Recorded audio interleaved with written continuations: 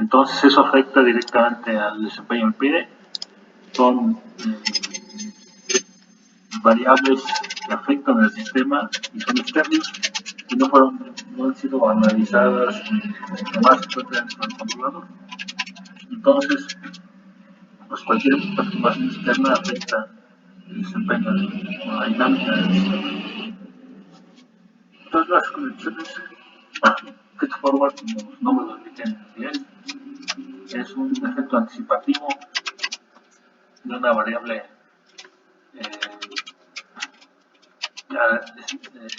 externa que se conoce como perturbación o error o alguna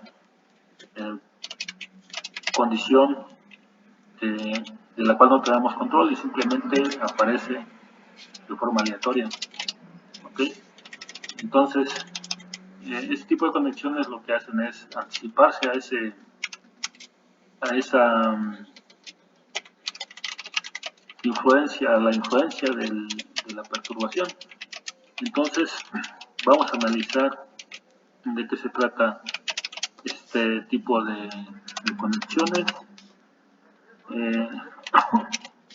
Si nosotros estamos monitoreando una perturbación, pues como esa perturbación pasa a través del medio, entonces pues tiene una cierta dinámica, tiene un cierto comportamiento. Pero si nosotros lo detectamos en tiempo real, o sea, al instante, podríamos tomar alguna acción que se anticipe al efecto de esta perturbación y pues produzca una desviación controlable, es decir, que el efecto que vaya a tener se compense anticipadamente. Entonces, normalmente es un complemento a la retroalimentación, este tipo de conexiones. No es una retroalimentación como tal, sin embargo, es una acción anticipativa. Y es lo mismo que hace el controlador. Cuando retroalimentamos, estamos anticipándonos al error y lo compensamos. Aquí se trata de compensar no tanto el error, sino la perturbación. ¿Okay? Entonces, vamos a introducir el tema a través de un ejemplo para que quede un poco claro cuál es la problemática y cómo podemos resolver. Entonces, voy a compartir una pizarra. Ok. Fíjense. Supongan que en un proceso industrial tienen que hacer un tratamiento térmico a algún dispositivo, alguna pieza, en donde por cierto tiempo tienen que someterla a una temperatura y después cambiarle la temperatura a otro set point y que esté ahí durante otro tiempo. El cambio de temperatura pues debería ser prácticamente instantáneo. Entonces, ese tipo de procesos se usa mucho, por ejemplo, en la fabricación de resortes para el relevado de esfuerzos. Cuando se fabrica un resorte con alambre, normalmente se hace la forma, pero tiene que llevar un tratamiento térmico, de lo contrario, el resorte el alambre tiende a obtener su forma original y para evitar eso, pues se hace un tratamiento térmico. Normalmente ese tipo de tratamientos térmicos es someterlo a una temperatura durante un tiempo y después bruscamente cambiarle la temperatura y dejarlo ahí durante otro tiempo. Eso se hace con dos hornos contiguos. Es decir, voy a dibujar aquí el esquema de ese proceso. Tenemos un horno 1 y un horno 2, pero los dos están físicamente acoplados, unidos. Entonces aquí tendríamos un horno 1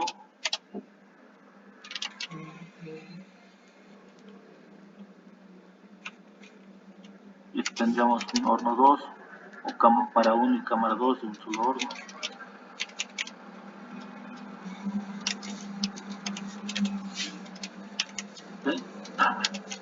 Entonces normalmente estos procesos tienen una banda transportadora,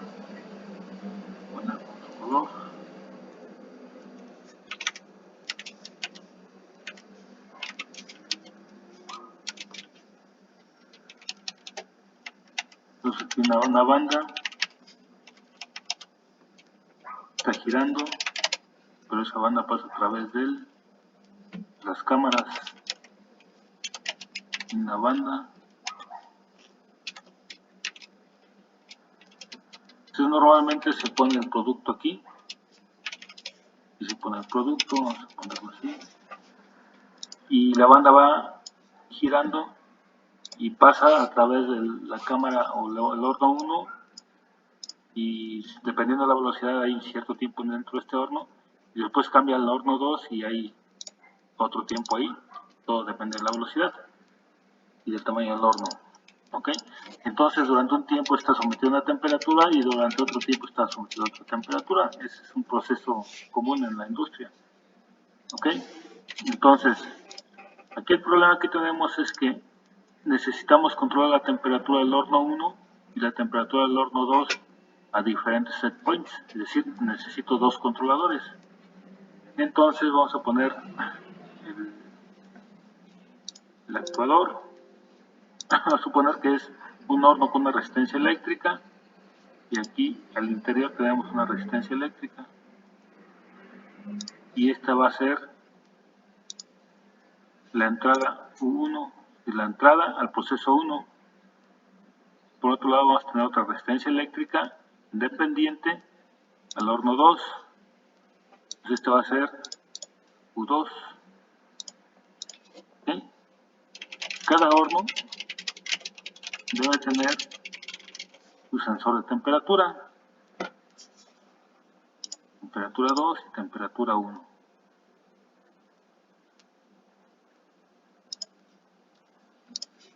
¿Okay? Entonces ya tenemos un sistema en donde la temperatura del horno 1 la controlo con el actuador 1, que es la resistencia 1. Entonces si yo le incremento el voltaje, incrementa la temperatura en el horno 1, y si la desconecto, desciende la temperatura por disipación al medio ambiente. Y lo mismo sucede con el horno 2. ¿Okay? Entonces tenemos dos sistemas que en teoría son simples y sencillos de controlar. Lo único que tenemos aquí es un pequeño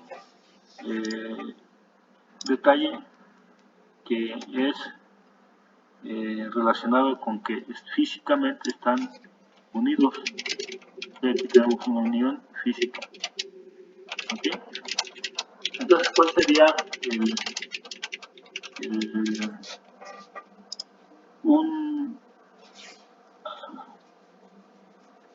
pues no, se borró todo. Déjenme poner otra vez. Bueno, voy a poner ahora el mismo sistema, pero en diagrama de bloques. Entonces, miren, tengo un 1 como entrada, tengo un U2 y de 7 nuevos entradas.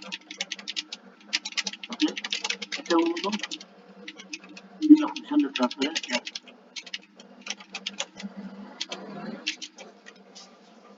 Directamente hacia la temperatura 1. La temperatura 1 con esta. ¿Okay? Entonces, fíjense, entonces este sería el horno 1. Ponerlo como H.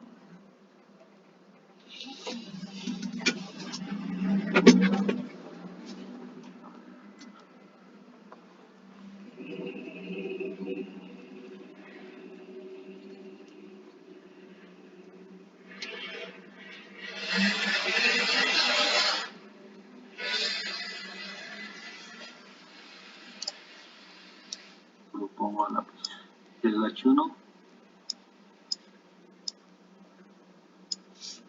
y tiene la temperatura 2 como salida. Entonces, pero por otro lado tengo la entrada 2, tengo la salida H2.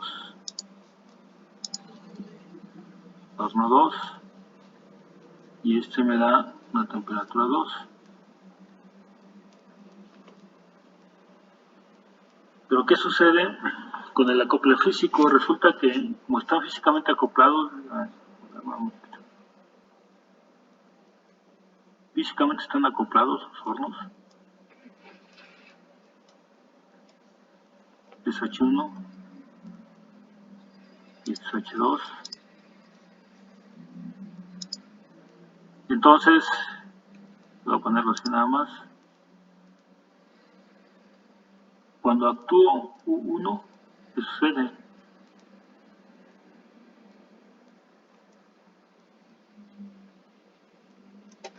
Muevo la temperatura T1 directamente porque está la resistencia dentro del horno 1.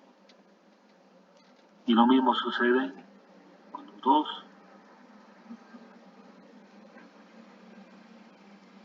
Con T2.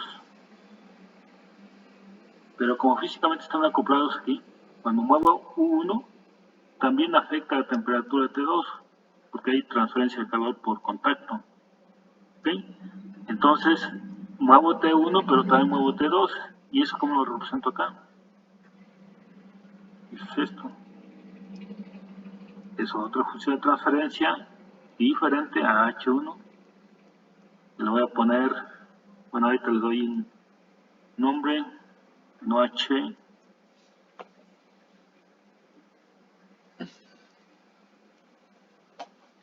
Uno, 2, y esto lo voy a poner H11. Los subíndices 1 de la entrada 1 y 1 de la salida 1. Este sería H1 de la entrada 1 y 2 porque afecta a la salida 2. Entonces este me modifica 2. Esto lo voy a representar como una suma. ¿Okay? Y este directamente está acoplado a esta señal. Entonces muevo 1, modifico la temperatura 1, pero también afecta la temperatura 2 porque hay transferencia de calor con un acople físico.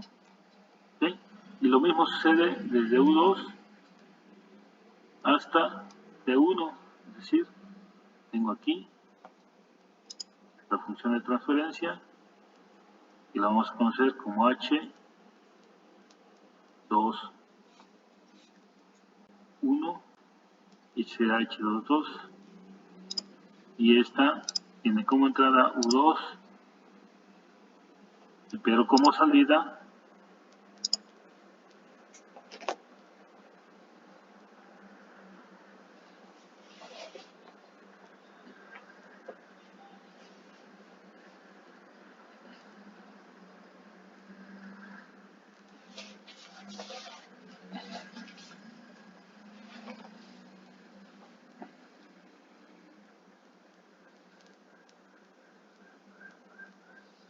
¿okay? Entonces, así quedaría el diagrama bloques de este proceso.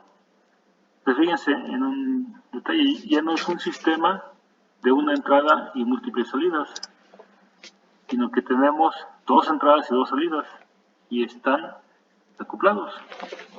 Entonces, pues para resolver este tipo de problemas se utiliza variables de estado para poderlo modelar y poder proponer algún esquema de control. Sin embargo, podemos utilizar el PID para controlarlo y tratar de desacoplar los sistemas.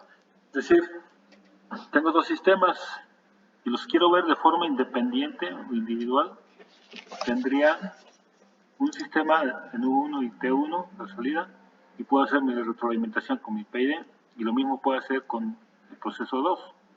Entonces, voy a dibujar ahora nada más U1 y sabiendo que U2 es exactamente lo mismo, nada más que es doble, por así decirlo. Entonces, fíjense, si tengo H1, su transferencia, H11, poner así, o los dejo, lo voy a cambiar y lo voy a generalizar, y voy a poner P1.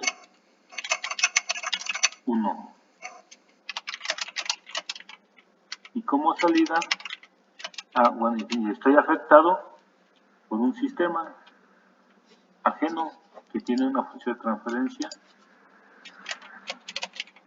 En el caso de U1 y U2 sería H21, pero esto la voy a nombrar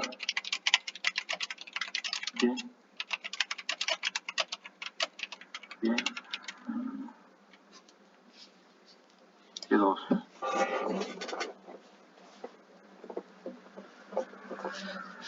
Y se suman, y eso me da la salida, y mi salida la voy a poner como Y.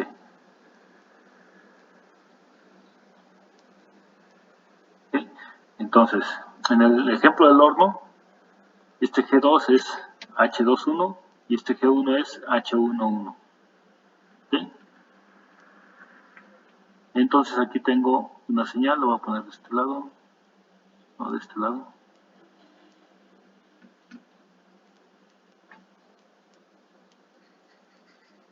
Esta es una señal externa y le voy a poner como, a ver cómo está acá, como V. ¿Sí? V. Señal externa. Ok, y esa es la señal que entra aquí. En el caso del horno, este sería U2, este sería U2 y este sería U1. Y nada más le estoy cambiando el nombre para generalizar. ¿Ok? Entonces nada más es la mitad del problema y lo voy a para analizarlo. Entonces este sistema yo sé que lo puedo controlar. Si yo lo considero como un sistema independiente, le puedo poner su controlador. Voy a poner un controlador aquí.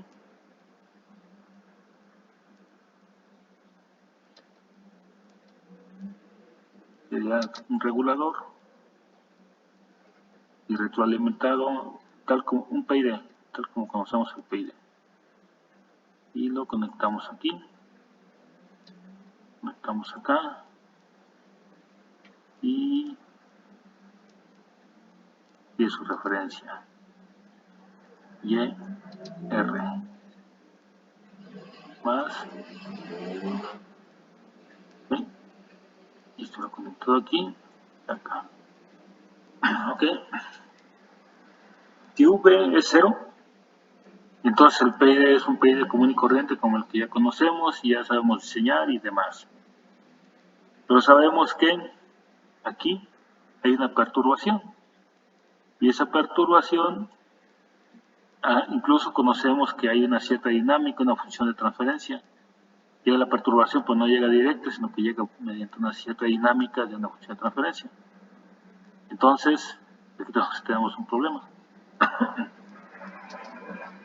El sistema está fuertemente acoplado y me gustaría ver qué puedo hacer para tratar de evitar el efecto negativo que tiene esta perturbación dentro de la dinámica del PID.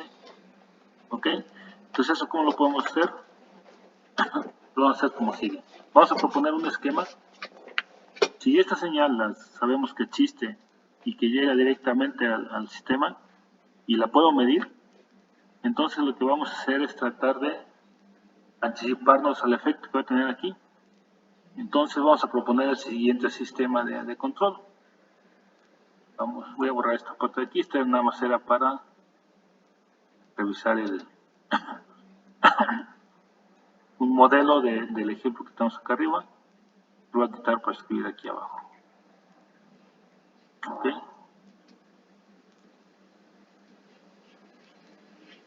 Entonces fíjense, de este esquema que está arriba, yo voy a borrar este.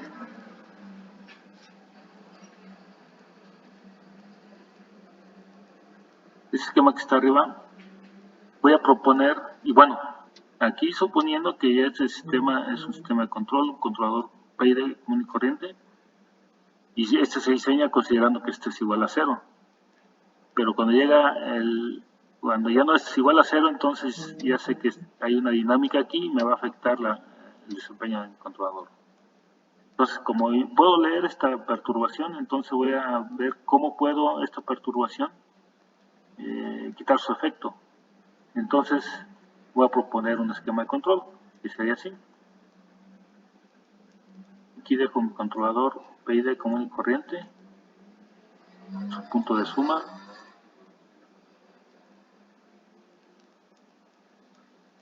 sería R, sería Y deseada,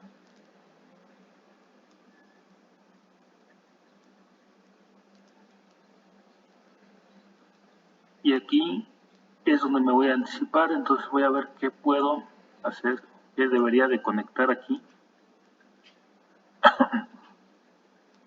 para que cuando se mueva Y se anticipe en esta parte de aquí. Y tengo mi función de transferencia G1 y acá tengo mi perturbación y finalmente perdón, la salida, que es la salida o si la salida deseada. Y aquí tengo la perturbación con su respectiva dinámica, que es G2. ¿Okay? Entonces, y esta a su vez tiene una señal que se llama V. Aquí estoy trabajando en S, todo es en S. Estoy haciendo un modelado en tiempo continuo. Las funciones son en Laplace. Que pueden ser en Z también, o sea, es independiente. Ahorita vamos a pensar que está en S para... Y sabemos que cada modelo tiene su equivalente discreto, entonces puede ser Laplace o Z. O sea, opera igual. Entonces, quiero ver qué función de transferencia le debo de poner aquí para que el sistema se anticipe. Es decir, llega la señal, me va a afectar la salida, pero seguramente hay una función que está relacionada con estas dinámicas que me permite generar una señal que me va a compensar este efecto de la salida. Entonces, pero esta señal no la conozco, no sé, esta función no la conozco. Y la voy a nombrar como FF de S. Llama la función de transferencia feed forward. ¿Ok? Entonces, pues quisiera saber esta señal, esta función de transferencia, ¿quién es? ¿Sí? O si existe, y si existe, pues qué condiciones debería de cumplir para que se pueda conectar de esta forma. Sí, y acá pues tengo mi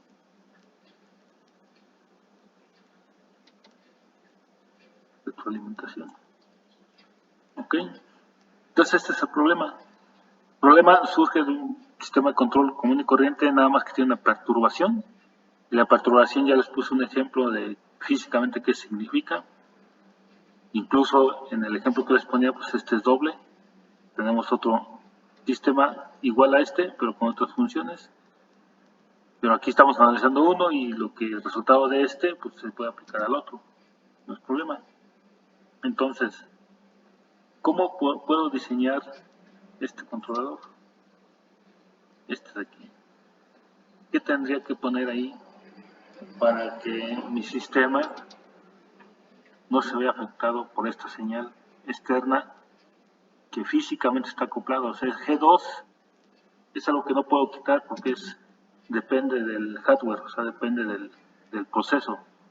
No lo puedes conectar así nada más. Si lo pudiera desconectar, pues con eso soluciona el problema, pero no lo puedo desconectar.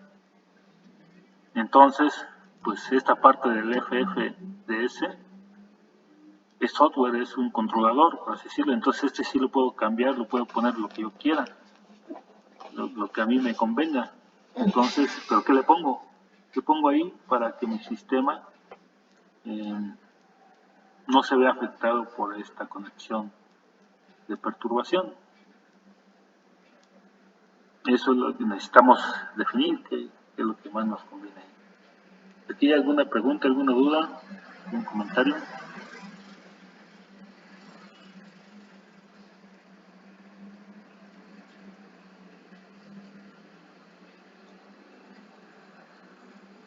No, Doc, pero ahí podríamos meter pues restar G2. Ah, no, pero no la conocemos, ¿verdad? G2 y G1 son conocidas. R y G1 y G2 son conocidas. O sea, acuérdense que tenemos metodologías para el modelado. Entonces aquí estamos asumiendo que conocemos G2 y G1 y RR es incluso parte que diseñamos nosotros a partir del conocimiento de G1. Entonces son conocidos. Pero, ¿qué estrategia podríamos tomar para evitar que el efecto que tenemos aquí a la salida, derivado de la perturbación, no nos afecte en la entrada? O sea, ¿qué deberíamos de poner acá?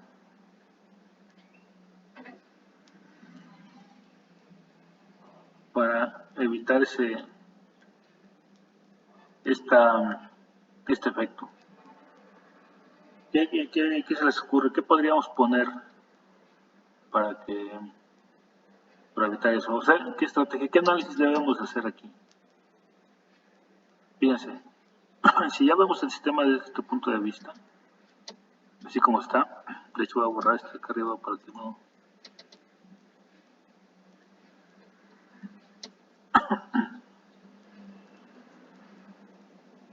Fíjense, si analizamos este sistema tal como está, podemos poner un sistema multivariable en donde tengo dos entradas. Lo voy a poner así ya muy general. Aquí tengo Y. Entonces, si lo ven desde el punto de vista del diagrama de bloques, como un sistema general, ¿ya? Y ven el sistema así, verde, queda más claro.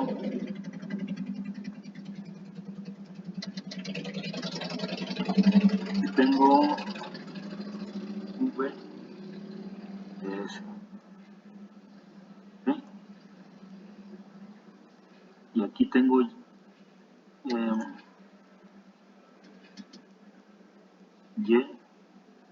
deseada de S, que es la entrada. Y pues la perturbación también es una entrada. ¿Sí? Fíjense, ¿qué sucede si yo veo el proceso así? Así, aquí hasta acá y hasta acá, como un solo sistema. Entonces tengo lo que estoy dibujando acá arriba, que es un sistema con dos entradas. Una de ellas es VDS, la otra es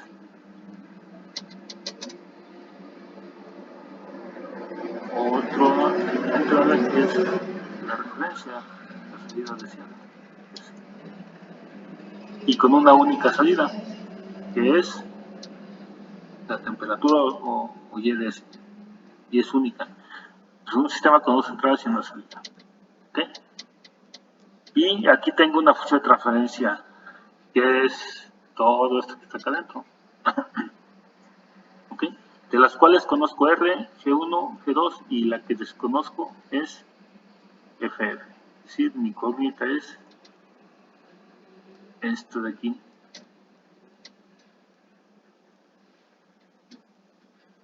Esto es lo que estoy buscando. FF. Entonces, fíjense. ¿Qué debe de suceder cuando entra una señal en VDS? ¿Qué debe pasar con Y? Ahorita olvídense de YD, de la referencia. Es más, pongan YD igual a 0. Considerando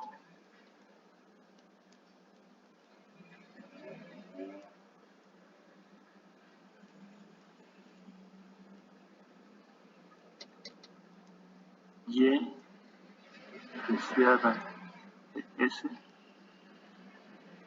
igual a 0, es como quitarla de la señal, como como quitar esta entrada, entonces nos queda un sistema de una entrada y una salida. La entrada sería B, la salida sería Y. Eso es lo que significa esto, considerar que Y de S es igual a 0. Y de S es igual a 0, es como si esta la borráramos. Quitáramos de aquí y ya no nos afecta al interior. ¿Sí? Si hacemos esta consideración, ¿cuál debe ser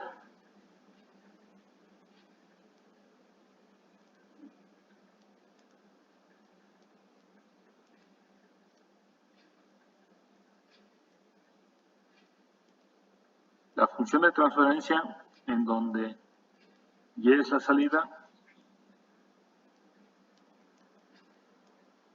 y V es la entrada?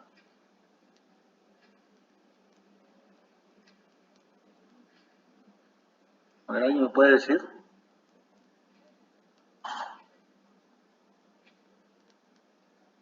¿Qué relación debe haber entre V y Y?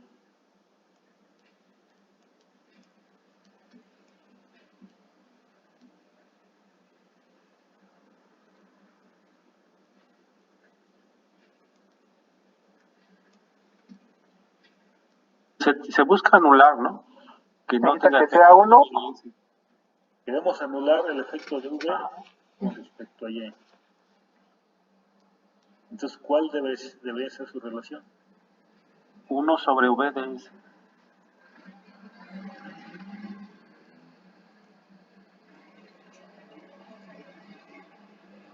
Bueno, ¿cuál se imaginan que sea?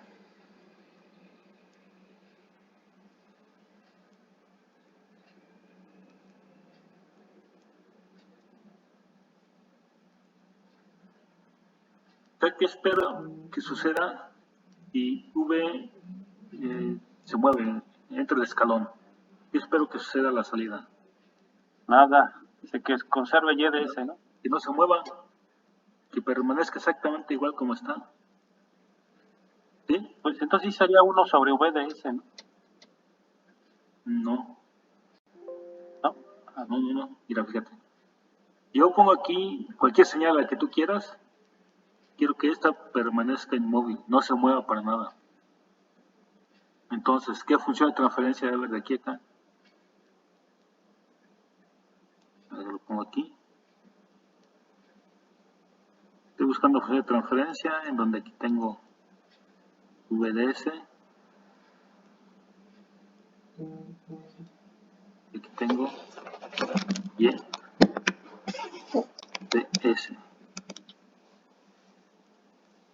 ¿Sí?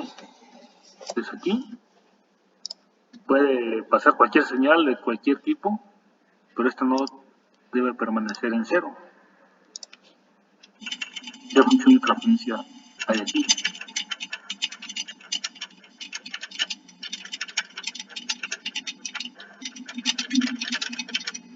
Cero. Y la función de transferencia es cero, entonces no pasa. Hay acá y no se ve reflejado a la salida porque la función de transferencia es precisamente cero. ¿Sí? ¿Están de acuerdo en eso?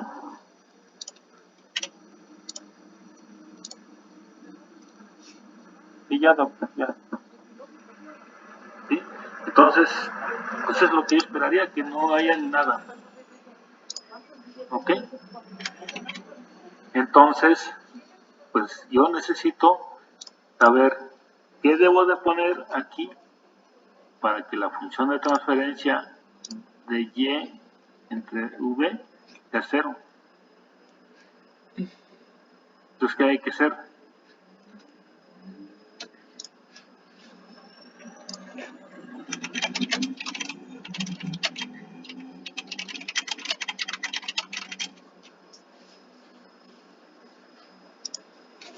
Lo que hay que hacer es encontrar una función, reducir todo este diagrama de bloques a una sola función de transferencia. Ahí está, esto ya vimos que la vamos a quitar. Más la voy a borrar para que pongas traducir aquí esto. La vamos a quitar. Ahí está. De hecho, entonces, esta señal que viene aquí se suma con signo negativo. Nada más, se le cambia el signo por esto. tenemos este diagrama de bloques. ¿Okay? Quiero encontrar la función de transferencia equivalente, pero ya reducido en donde la entrada es V y la salida es Y. Lo podrían hacer de ejercicio.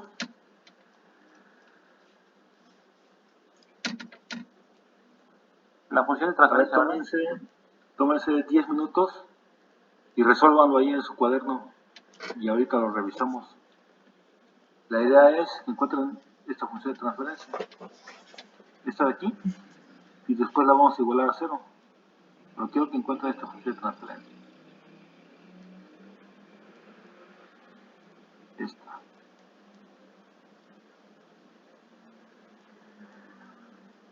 ¿Sí?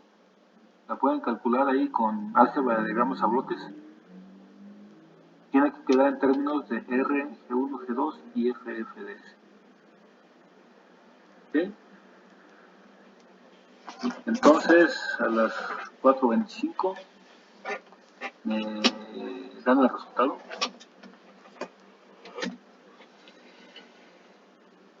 No los escucho.